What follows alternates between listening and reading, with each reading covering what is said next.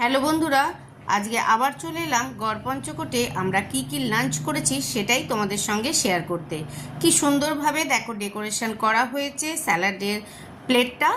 এরপরে আমাদেরকে ভাত দিয়ে দেওয়া হচ্ছে। ভাতের সঙ্গে একটি সুন্দর কন্টেনারে চলে এসেছে ডাল। বালতিটা দেখো কি সুন্দর লাগছে, সত্যি ছোট হলেও কি হবে, অনেকটা পরিমাণ কিন্তু ডাল এতে ধরেছে। এরপরে এর সঙ্গে এসছে আলু ভাজা।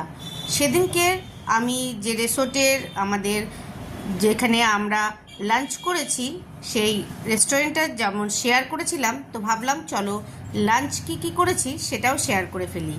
এরপরে আমাদের প্লেটে চলে এসেছে আলু ভাজা।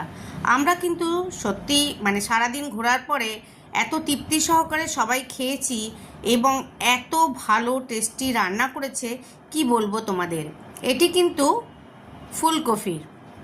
ফুলকপির তরকারি, তার সঙ্গে চলে এসেছে একটু দেরিতে হলেও ফিশ ফ্রাই, এবং একদম লাস্টে চলে এসেছে আমাদের সবার প্রিয় মাটন। তো রান্না জাস্ট ওয়াও অ্যান্ড ওয়াও। সবাইকে বলবো শীতকালে উইন্টারের টাইমে একবার করে কিন্তু গড়পঞ্চকোট অবশ্যই বেড়াতে যেতে পারো।